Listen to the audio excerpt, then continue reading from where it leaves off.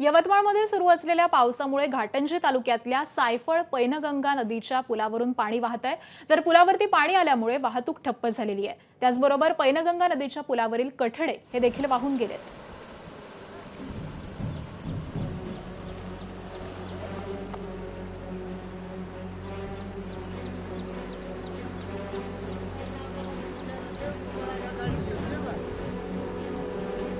यवतमाळ शहरामध्ये 3 वर्षांपूर्वी दत्त चौक ते दाते कॉलेज चौक मार्गावरती नालीचं सदोष बांधकाम केल्यामुळे गुरुवारी पडलेल्या मुसळधार पावसामुळे रस्त्यावरती जमा होणारं पाणी थेट दुकानांमध्ये शिरलंय।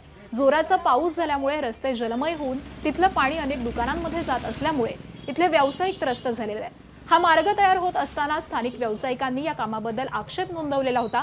मात्र नगरपालिका प्रशासन आणि सार्वजनिक बांधकाम विभागानं या तक्रारींकडे दुर्लक्ष करून हे सदोष बांधकाम करण्यात आल्याचा आरोप व्यावसायिकांनी केलाय। परिणामी पावसाळ्यामध्ये मोठ्या प्रमाणात दुकानांमध्ये पाणी शिरून साहित्याचं नुकसान होत आहे।